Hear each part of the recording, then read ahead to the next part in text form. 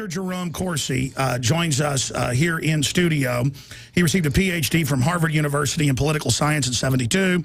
And he's also currently a senior staff reporter for WorldNet Daily. He's had a whole bunch of #1 bestsellers like Unfit for Command and others. Again, he's had 5 #1 New York Times bestsellers, I guess. It's just amazing. And he also worked in security and other highly classified areas for the State Department and for unnamed intelligence agencies. And he joins us here to break down what's happening. Doc, before we get into Benghazi, before we get into Agenda 21, before we get into the total rush that's happening and Feinstein saying titles of nobility to government people to be exempt from gun laws even after they're out of office, and police. Before we get into all of that, what do you make of airport terror announcements now in hotels, highway checkpoints here in Austin now looking for terrorists while the borders are wide open? I mean, they are really accelerating things. What's happening? Well, I think it's a whole clampdown, the whole decision by the government to get as much information on the populace as they can get. I mean, you got to remember, it wasn't just the Nazis confiscated guns. The Nazis were experts in censuses and getting people to tell them what they owned, where it was. When the Nazis came to take the Jews away, they could say, where is that bracelet you described in such and such a census? And you said you used to keep it in this drawer. Where is it now? I mean, it got down to that kind of specific information. Everyone just loves submitting. It's submitting. People say, oh, well, we got to fill out all these forms. We got to do all these census reports. And by the way, Alex, I never worked as an employee of the government. I worked with these agencies. You were a consultant. Consultant. I just want to make that clear so people didn't think I was misrepresenting anything I've done. I'm always precise on that. And you've worked in finance for some of the big outfits? 25 years in finance for banks around the world and still have all my securities and insurance licenses. Well, we know all the real agents. We know all the real agents actually aren't in the agencies. Well, it's better not to be in the agency. I mean, yeah. But at any rate, look, the whole purpose right now is to collect information. I mean, my corporations, we just got forms coming from, I believe, the Census Bureau or the Commerce Department, all kinds of detailed information. My point was you worked high level in the State Department. Absolutely. In security. Tell folks, since we never brought that up, what you did do in that area. It was a period of time I was working with some top psychiatrists here in, actually in Dallas, and we went into the State Department and trained State Department personnel on hostage survival techniques. This was right after the takeover of the embassy in Tehran. I spent almost 2 years doing high-level work on survival of terrorist incidents and developed protocol for the State Department and the State Department employees around the world. A lot of that information is being used today. I developed a computer model that predicted the outcome of terrorist events, published it in an International Journal of Conflict Resolution at Yale. My point is you can really speak to Benghazi. That's why I brought all this up. I mean, we've even got General Boykin coming out. Let's get into that now. Well, Benghazi, I mean, first of all, the Benghazi issue is one that we have to, first of all, figure out what they were doing there. And what they were doing, as far as I can figure out, Stevens and the others, is it was another kind of fast and furious operation, bringing weapons into Libya with the ultimate intent they were going to end up with al-Qaeda. And a lot of those weapons today are ending up in Syria. The same weapons, if we could track them, I would believe the weapons that were brought in by the U.S. government through Libya. Well, that's what the former head of Special Forces, General Boykin, saying. And I think some of them were used by the Mali al-Qaeda terrorists in that attack. But if we could find and track those weapons, you've got... Why would the State Department want... Because they had a huge weapons cache at that safe house. Yes. And then why would, for 8 hours, the White House be caught lying? We now know, order a stand down. Were they trying to get rid of people after the transaction, or was it a double cross by the al-Qaeda security they hired to run Benghazi? Well, see, first of all, I think there's so many games going on this. First of all, Stevens, you remember, came into Benghazi when Gaddafi was in power. He came in through a cargo ship or something. He kind of snuck in. Tripoli. Tripoli. Came into Tripoli, ended up in Benghazi. Yeah, the commando invasion. And was funding and providing weapons to eliminate Gaddafi. So these people who ended up killing Stevens were actually funded and gotten weapons to them and to their allies. But then now, see, Stevens is turning on them. We realized we're missing maybe 1 million weapons. We don't know where they are. And Stevens is trying to find out where those weapons are. Al-Qaeda was taking and shipping those weapons into Syria. We're beginning to find out these weapons are... Well, of course, the West wants that. They're running the whole attack. And, in fact, it's the same thing as we did in Fast and Furious. We provided the weapons. The weapons ended up in the hands of the gun cartels. Look, I just did this big expose on HSBC Bank.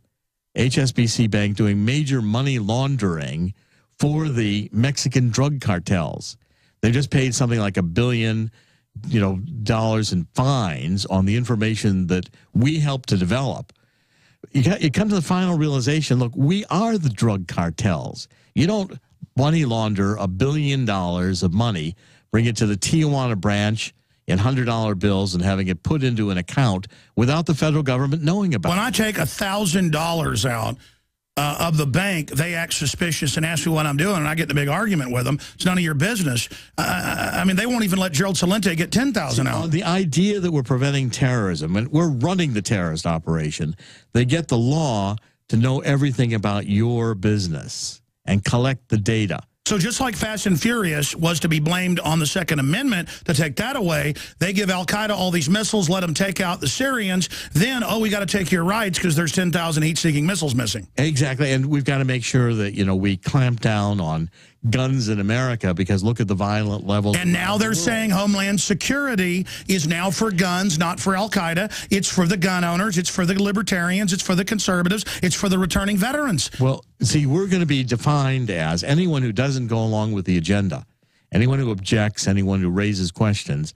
Immediately, you're on the suspect list. How do we respond to that? Because, again, I mean, you've been there at the highest, levels of the system in banking and in consulting and everything. You've written books that brought down, major presidential candidates. You're a big insider. You don't say that, but let's just admit you are, Dr. Corsi, Jerome Corsi. Where are we going? Because I see this as a Vichy French sympathizer takeover where the foreign banks are like the Vichy French. The generals stand down. They turn America over to it. And that's what I see. I mean, they admit it. Well, first of all, Alex, you're doing a great job. And we at WND, we've worked with you. We support you. We think you're doing a great job.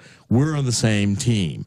The first job is you're exposing, you're calling the agenda, and you're opening people's eyes. So what is the agenda? I mean, do you concur with my analysis? Yeah, absolutely. The agenda is complete domination of the American people. It's totalitarianism. This is the... And there's no doubt now. It's 100% naked. This is the left... It's most bald ever, running to the finish line. I mean, yeah. I mean, every instinct I've got is get out of the country. They're saying, next we'll take your property. I mean, the whole agenda here, collectivism. What is you don't own that. The government... You didn't build that. You didn't build that.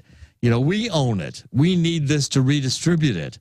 The whole plan of getting people out of their houses. Okay, well, I studied the 1917 takeover as you have. From everything I know, they're using that plan, and I'm not just saying that for theatrics. You've got the floor. I want you to break that down. From everything I'm seeing, they're planning to try to start a civil war and call him Lincoln. It is always the same plan. The plan is disarm the people. The plan is call the people the terrorists. Get information on the people. And then divide, find out which is the group. Is it going to be the Jews? Who's it going to be this time that is a scapegoat group that has to be collected? It's going to be the white militia. They're now saying that. It's going to be anyone white who still believes in Jesus Christ and professes, religion. Wow, they actually say that. Sure. That's in the manuals. This is the plan. These are the people that are going to marginalize. No. The peers pressure article actually said, let them get ready, we're coming for you, and the communist Chinese are going to help. That's Newsweek. It says Newsweek on the byline is saying they're that confident. Well, look, the whole plan of the United States being bankrupt, I just wrote a short book on the Cloward Pivot theory, that it's a plan to bankrupt the United States. Yeah. And with the Chinese owning as much of our debt as the Federal Reserve owns, they're 1 and 2 and competitors, China is saying already, we'll take equity instead of the debt. We'll manage your ports. We'll take land.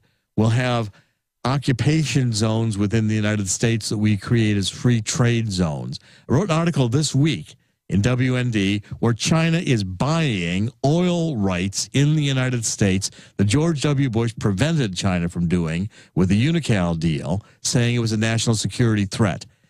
Now, today, under Obama, China's signing left and right oil and natural gas deals when we're still dependent on foreign oil He won't let us develop, does everything he can to block it, while giving huge swaths of the... China. China just bought the biggest oil fields in Texas, hundreds of thousands of different acres. I can drive 20 miles and show you Chinese-owned areas. And China just made a big deal, bought one of the major companies in Canada, which owns rigs in the Gulf of Mexico, in U.S. territory. China is going to own and operate those rigs. China is going to be essentially producing oil out of resources while we're buying oil and natural gas, especially oil, on foreign markets. It makes no sense at all. Why are we buying foreign oil and letting the Chinese... Well, because, again, the plan... That's why they gave them the Panama Canal. That's why they give them all the industry. That's why, I mean, this is so diabolical. Take a look at this little ebook I wrote. I wrote 2 ebooks I think are very important. One is on Saul Alinsky, the evil genius behind Obama, and the second is on the Cloward-Piven theory, which is the plan, Obama's plan to bankrupt the United States. That's what it's called. These 2 sociologists came up with the conclusion the only way to transform America into a socialist state was to bring it to its knees economically by overloading the welfare and the welfare state with obligations that could not be met. That's the plan. Look at the Daily Beast article. It says we need the communist Chinese government to tell us what to do. This is globalism. We've got to get Americans ready to have our TV foreign owned, like Current TV. Somewhere Alex Jones is readying his flamethrower. Let him. And they go on to say we're going to use the minorities and have and basically racial division, and we're going to use women. They're actually admitting what Rush Limbaugh finally said yesterday. They want a race war in this country. Race war. Look at how the campaign was run. Obama ran a race war campaign. Saul Alinsky, you know, the rich are not paying their fair share. So you flame the economic resentment, get all the minorities to feel, you know, the white majority has stolen your money. They made you work. And have Obama raise taxes on poor people so they're hurting even worse. Well, and again, it's part of the plan to bankrupt everyone. Yeah, exactly. Because under the lie that he wasn't going to raise taxes, he did raise taxes on something like 87% of the workers in the country. Exactly. It's so diabolical. It is so diabolical. Lying all the time. So how do we stop them? Because, I mean, this is a real Soviet-style takeover. Yes, in fact... Congressman Brown just came out and said Obama only is faithful to the Soviet Constitution. In fact, go back and ask, what has Obama done for the African Americans? Look at the unemployment rate among African Americans. What has he done? They've been hurt the worst. The worst. Look, what has he done for the youth who have voted for him? Highest unemployment rate. The slimmest chances of jobs of any generation that we've ever had in America. These are the Obama zombies that in college... And he re-legalized U.S. funding for basically forced abortions in China, where they give the women money if they get aborted. And kill the babies left and right, force women to have abortions in China. China, look, you go try to bring a Bible and profess the religion of Jesus Christ in China, you'll be in prison. China. But I mean, Doc, even though I know all this stuff, we're going to break, I can't believe it's really happening. The Bank of China has had meetings with the United States government. The plan is set for China to transfer its debt into equity, own parts of the United States, manage ports. That's official. It's official. The meetings have happened. That's why they said in the People's Daily a month ago, you will take the guns. The meetings have happened. So they want the property. They know we're going to fight. And China wants to disarm the United States before this plan is implemented. We are being conquered by the globalists leveraging China. Absolutely. China wants us to have no weapons. I mean, this is so... And I want to talk about the military. It's a plan. The Cloward-Piven theory, Obama's plan to bankrupt America. A Soviet globalist commie plan. ProPure is introducing Pro One. All of your filtration in one system, portable, on the go. This is a revolutionary system, and I am so pleased to be able to introduce it to you. This is the Pro One by ProPure. You wanted it, you got it. No more do you have 2 or 3 filters to just reduce sodium fluoride. You have a system that cuts out the sodium fluoride and up to 95% of hydrofluorosilicic acid. Advanced manufacturing technology combines silver-impregnated white ceramic with new Aquamedics advanced media for removal of fluoride and other heavy metals, all in one filter element. In the last 20 years, companies have developed